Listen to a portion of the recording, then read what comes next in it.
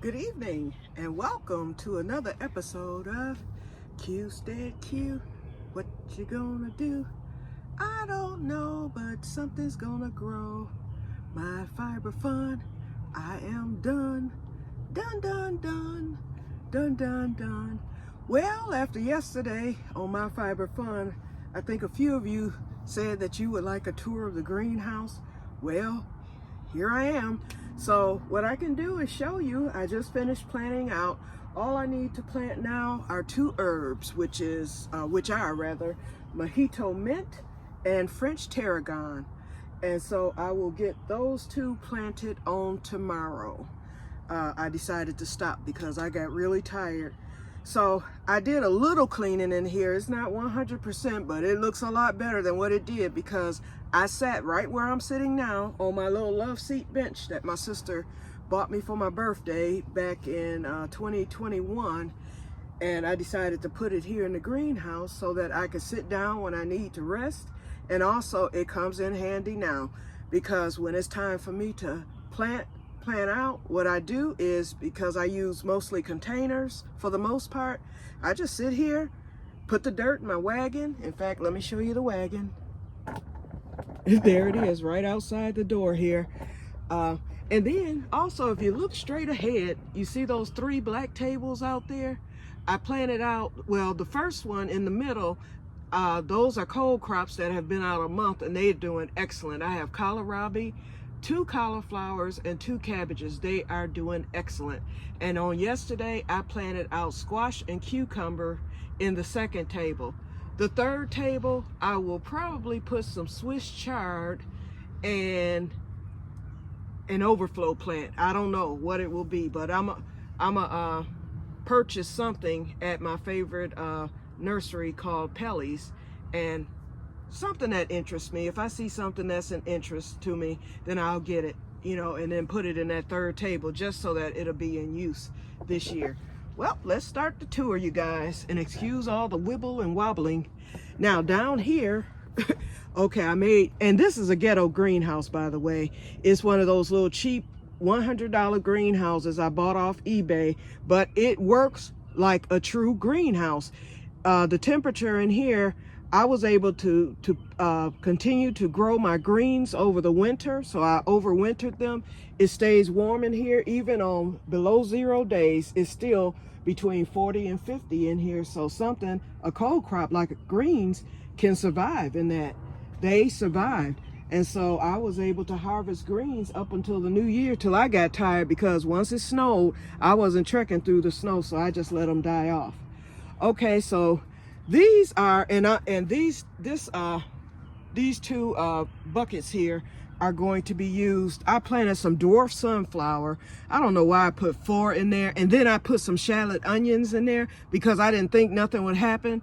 Well, guess what? Here's the shallot and here's a shallot. So I'm gonna get the dwarf sunflowers out and put them in one of these. And then also, I decided this year for the first time to plant Piper nigrum, which is black pepper. So this is a plant that will be overwintered in the house. It can be used as a house plant, and it will produce peppercorns all year. And to my understanding, it likes to climb. So they said to make sure that you get a long pole or stick and put cocoa coir around it. So I'm gonna go next week to Home Depot and get that, and I'm gonna transfer it into that right there. It'll last a while in that instead of in this little red thing. But for now, it's doing pretty good. It has grown since I've planted it. So Renee, how's yours doing? Has it grown any in the windowsill? So she and I both are doing an experiment. She's growing hers indoors in the windowsill. She has this nice sunny windowsill that does really well. And I'm gonna grow mine in the greenhouse over the summer. And then I'm going to put it in my living room in the corner where my sun simulating light is. So while I'm getting my light therapy, the Piper nigrum or black pepper will be getting his therapy. Here, these are the tomatoes that I started, and yeah, they're small. They're cherry tomatoes, but they're already taking off. This is one of the garden tags that I made with the Grow Club. This is one of them. It's a total of 12. But anyway, they've taken off since I've planted them in. I can see them now. I couldn't even see them when I first put them in the thing last Friday. So they have taken well and adapted to its new environment, and so they will catch up. These I got from the Grow Club, and they're already starting to flower. One is a Ukraine purple heirloom, and the other one is called, let's see, hold on, black creme tomato. And so, oh, that's another thing. I'll probably buy a San Marzano from Pelly, so it won't go in that table, but I have plenty of other containers where I can put a tomato plant. So, because I want to make some sauce this year. This is a perennial ground cherry. He's surviving thus far. He's been in there 3 days, so I hope he takes off, because he didn't do much in the house. Here is are some chives and basil. The basil I got from the Grow Club. The chives came back this year, and I don't do too many herbs, but the ones that I do will be in here, and I'll show them to you. I planted out the peppers today, plenty of varieties. The ones that I started, they survived, thank God, but they're small, but they should take off now. These 3 big ones came from the Grow Club, and they're right up front. So I have Aju du Soleil, shishito, orange shishito, nata pino, it's not a habanero, but it's a nata habanero, so they're not hot. Jimmy Nardello, let's see, ooh, I can't even see them all. Oh, paprika. And that's my first time. I want to make paprika this year. Nata pino, I think I said that. Candy cane, I have 3 of those candy cane peppers. And they're all sweet. The sweet peppers, the candy cane, they get stripes. They look like a candy cane. That's how it got its name. Corno di Toro, I call it Corno di Torno. Sweet Hungarian pepper rossini and pimento. So these plants will get big throughout the summer. I planted these zucchini squash are here for flowers only. I love squash flowers and I love squash leaves. So, and those I did start. So that plant did really well with me starting it off. Squash always does. And then my other squash are out on the table. Those are the ones that I want to produce fruit. I planted bush beans. I did have some runner beans in there, and I ripped them out, and I decided I don't want any climbing beans. So I switched them out and planted some bush bean seeds. So they should start coming up any day now. This is a diva cucumber. I don't know if she's going to survive. These are the first leaves. The true leaves are coming in, but this one's looking kind of bad. So I gave it some yeast fertilizer. So hopefully it will pull through. I have some other cucumbers too. And if they do die, I can always buy more cucumbers at Pelly's. I bought these at Pelly's. Banana pepper, there and there. Pineapple ground cherry, I started those myself. This is white okra. It didn't get too big, but it did survive. And then I have jambalaya okra over there. One, it looks like it's dying, but I did give it the yeast fertilizer, and I need to put some more soil in there. The Grow Club lady gave me some strawberry roots. They're looking mighty sick. I just kind of threw them in there, but they're coming to life. So now I'm gonna have to fix those up. And these are my strawberry. This is like year 5 for them. I'm surprised they even came back. Here I planted potatoes, and so they're starting to come up. This one, oh, here's one coming up right now, right there. And so these are taking longer because these are late tomatoes that I won't harvest until September or October. Those are early, so they'll get harvested in early July. So that's why they came up a lot faster. In fact, here, let me move that. I've got more back there, so I'm just letting you see them. Okay, these are pigeon peas, and I have some in my keyhole garden too. And I'll show y'all that another time. You might can see it through the window here. I don't know. Or through the plastic. That's my keyhole garden. I have pigeon peas, garlic, borage, 2 honeyberry bushes, 2 blueberry bushes, marjoram, and asparagus. All my perennials are out there. And I also planted a pigeon pea. This is loofah, so this is my fiber for the year. Every year I grow a fiber. I've grown cotton. Y'all saw that other video where I've told y'all about that. I actually did start cotton plants, but my sister wanted them, so I gave them to her. So I decided I would do loofah this year. So, and it's gonna run, it's gonna go wild. I've planted it once before, and I didn't get any loofah because my greenhouse had collapsed. That was a whole different story. And these are my collard greens, and this is what I use the tool for, because a lot of people have asked, what do you use the tool for? So next week when I go to the liquidation store for the final time, because you know next week is the last week, I'm gonna concentrate, because it's nothing else that I need. I'm gonna concentrate on getting as much tool as I possibly can and just stock it. I'll buy it by the bolts. Because it's already 60, I think it's 80% off now. So now is the time for me to strike if no one else has purchased it. Too many people don't purchase tool, but it is wedding season, so people may be coming in there to get tool. So, and I covered the pigeon peas. That will keep the little critters, and it will also keep the slugs and all that stuff away. This is my patriotic shelf, and I've been saying I need to take this in because that's my father's flag that they presented to my mother at his funeral. Oops. And it's here in the greenhouse. So I need to take that into the house. It's folded and all that. So I'm gonna take it into the house and store it in there. In my keepsake box, when I did my Swedish death cleaning, I made a keepsake box for my parents, and then I had to get rid of everything else. So the most important things that were most sentimental to me, I kept, and so that flag will go into the keepsake box. Okay, this is just my shelf. My sister bought me that chicken back in the winter, and this is my patriotic shelf. So, and I've really messed up this whole painting. It's probably worth millions, okay, and I done jacked it up, but it's so cute. Okay, and then I have the Freedom. This is, I made 2 tags for myself, one with my name, and of course my infamous smiley face, musical notes, a dragonfly, the sunshine, happy, happy, and then Que-stead-Que. I made a Que-stead-Que sign, so I put that up there. Okay, now, whew, okay.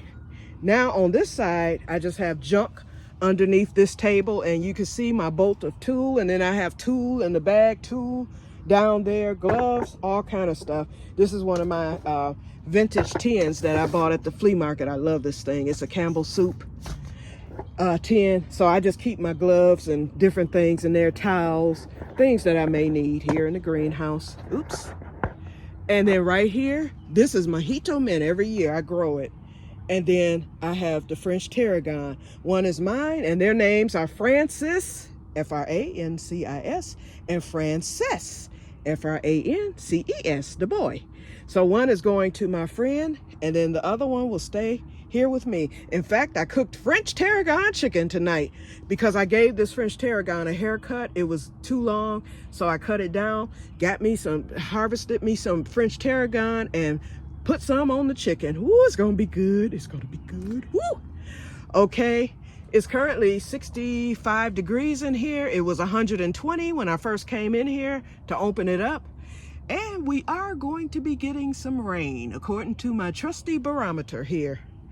Okay, this is stuff that didn't come back from last year. So one of the French tarragons, one will be going into the mail next week. The other one will be in this one. And then I'm buying some more French tarragon because that's my favorite herb of all time. If you see French tarragon at your nursery, if you don't even garden or plant anything, get that herb, and I tell you, it tastes, if you eat it raw, it tastes like licorice. But once it's cooked, it has a taste, they say anise, A-N-I-S-E, but it is a beautiful taste. I tell you, it's the best flavor, and it pairs well with rosemary. I like to buy the creeping rosemary every year, so I'll be buying some of that. There's the tag from last year.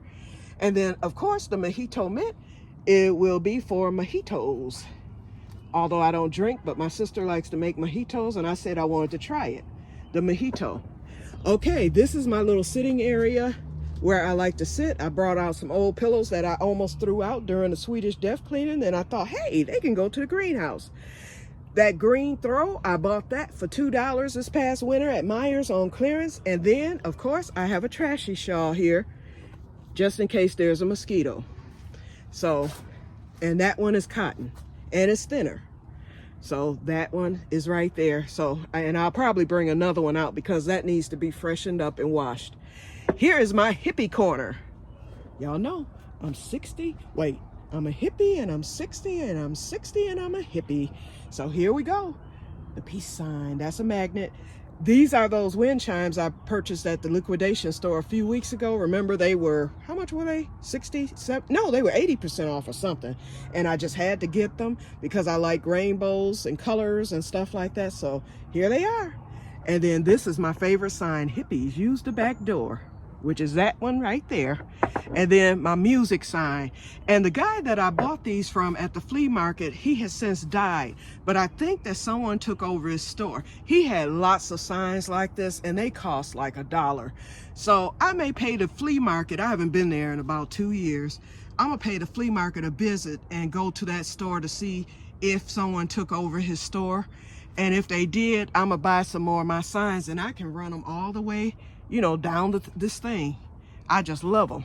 Then my sister, I won those at my sister had a moo and a mimosa party last summer, and I won those wind chimes because I forget why, but I won them. So I just hung them up in here. Then I have a heart trellis over there, and that will be for the peppers or anything else that decides to climb. I can slide it down the thing, you know, it slides because I've hooked it up with some yarn and it slides down the pole so I can move it. So I think I put the cucumbers there because those diva cucumbers, if they do take off, or any cucumber I put in here, I hope the divas take off because they do not require pollination. They're self-pollinating. They're called, I forget the name of those, because you have squash, I forget the name, but anyway, they're genetically modified to where they don't need pollination. They produce all female flowers and they don't need pollinating. And I grew them last year and I got quite a few of them. So hopefully those will survive. If not, I might stick a few more seeds in there and see if they come up here in the greenhouse. Okay, you guys, so that's it basically. So you've seen the greenhouse. Once again, one last look. Let me turn the camera back around. So that's it. So it's after 8 o'clock. Oh, here's some more potatoes right here. I have some potatoes under my living room window. I have potatoes on the side of my house. I have potatoes in another one of these little barrel planters in the front of my yard. Oh, I mean business. If I don't eat nothing else this winter, I will hopefully have potatoes. Okay, and then I've got junk in this corner. And my whole backyard, y'all already know how junky it is. So I'm not thinking about that. I'll get that together after this, you know, since I'm finishing up in here. Now I'll start working in the backyard. And so, hold on, let me get this back the way I had it. Okay, there we go. Okay, so anyway, so that's about it. It's after 8 o'clock. It'll be dark probably within the next 45 minutes. I notice it's not getting dark now till about 9:15, 9:20, which is great. And I'm feeling great now. My little MS attack is over with. I was able to stave a disaster. So now I am through with this. Now I can rest and crochet. Oh, but in my fiber fun, I ended up going back to the thin red, white, and blue yarn because the other one was just too thick. It was slowing me down. It wasn't draping the way that I thought that it would, although I was using a larger needle or larger hook, and it was eating the yarn too. And so I said, this isn't going to give me any more than about 34 rows. So with that thinner yarn, I'll get 54. And what I did was I went up a hook size because I was using a size H hook. I went up to an I. And so now it's coming out a little bit thicker than what it looked. It's drapier, so I can deal with it. And then I ran that, you know, I still had that glow in the dark yarn with it. So, yep, so it's coming along great. And I shortened it a little bit because at first it was real long. So when I shortened it, it gave it a more thicker appearance and feel. So I'm happy that I was able to make use of that yarn after all. Okay, so I just got bit by a mosquito. First mosquito bite of 2025. Let's hope I don't get West Nile. behind it with my buzzard's look. And I have on shorts too today. I don't normally wear shorts. I like sundresses and stuff, plus I'm fat. But around the house, I said I want to be comfortable because I knew what I had to do in here, and I got it done. It only took me about an hour and a half to finish up, and I'm glad that I was able to do that. Oh, back to the Joanne thing, you guys, or the liquidation, and then I'm gonna get off of here. I was saying that that's what I'm gonna concentrate on because really there's nothing that I need out of there. But I said if they have the tool, I'll go and get as much as I can out of there. The other thing, remember this floor right here, see the mats?